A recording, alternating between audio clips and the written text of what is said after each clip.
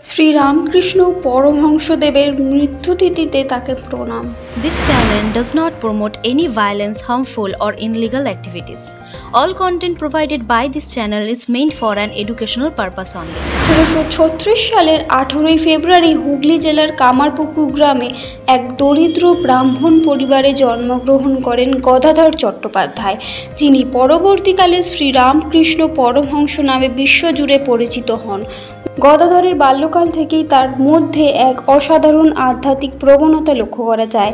প্রচলিত শিক্ষার প্রতি তার তেমন আগ্রহ ছিল না। গ্রামের চণ্ডী মণ্ডপের লোকনৃত্য ও কথকতা শুনতে তিনি ভালোবাসতেন এবং প্রায়শই অভিনেতাদের অনুকরণে নিজের দেবদেবীর ভূমিকা পালন করতেন।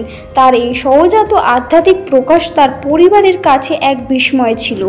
কিশোর বয়সে পারিবারিক দারিদ্র্যের কারণে তিনি তার বড় ভাই রামকুমারের সঙ্গে কলকাতায় আসেন এবং দক্ষিণেশ্বরের কালী মন্দিরের পূজারী নিযুক্ত হন। এই দক্ষিণেশ্বরই হয়ে ওঠে তার সাধনা ক্ষেত্র। কালী মূর্তি পূজার সময় তিনি কেবল ধাতু নির্মিত প্রতিমা দেখেননি, বরং জীবন্ত এক মাতৃরূপ দেখেছেন। তার এই তীব্র উপলব্ধি তাকে এক নতুন জগতে প্রবেশ করায়।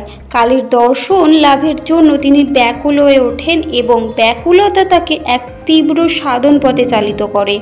তিনি দিনের পর দিন গভীর ধ্যানে মগ্ন থাকতেন, লোকলজ্জা ও জাগতিক সব বন্ধন ত্যাগ করে এক উন্মাদ সাধকের মতো আচরণ করতেন।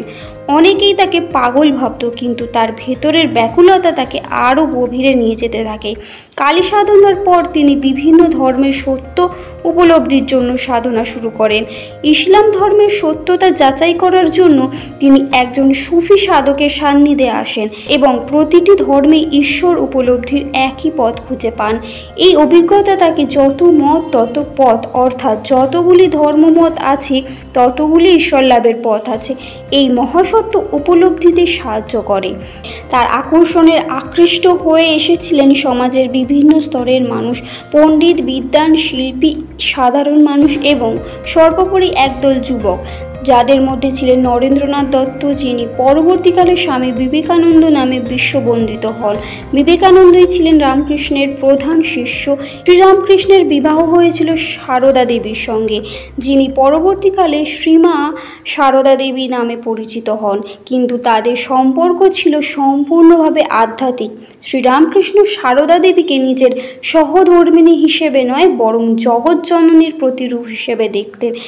তাদের এই সম্পর্ক এক অনন্য আধ্যাত্মিক দাম্পত্যের দৃষ্টান্ত স্থাপন করে, যেখানে শারীরিক বন্ধন নয় বরং আত্মিক মিলনই ছিল প্রধান। শ্রীরামকৃষ্ণ তার জীবনের শেষভাবে কণ্ঠনালীর ক্যান্সারে আক্রান্ত হন। তার অসুস্থতা সত্ত্বেও তিনি তার আধ্যাত্মিক উপদেশ দেওয়া বন্ধ করেননি। 1886 সালের 16 আগস্ট মাত্র 50 বছর বয়সে তিনি মহাসমাধিতে বিলীন হয়। তার প্রয়াণের পর স্বামী বিবেকানন্দ তার দেখানো পথে রামকৃষ্ণ মঠ ও মিশন প্রতিষ্ঠা করেন। তার সহজ সরল অথচ গভীর উপদেশাবলী আজও লক্ষ লক্ষ মানুষের জীবনে শান্তি ও অনুপ্রেরণা জাগিয়ে চলেছে। তার যত মত তত পথ বাণী আজকের অস্থির বিশ্বে সাম্প্রদায়িক সম্প্রীতির এক মূর্ত প্রতীক। সংবাদ শিরোনামের পক্ষ থেকে শ্রী রামকৃষ্ণ পরমহংসদেবকে জানাই শ্রদ্ধার্ঘ্য।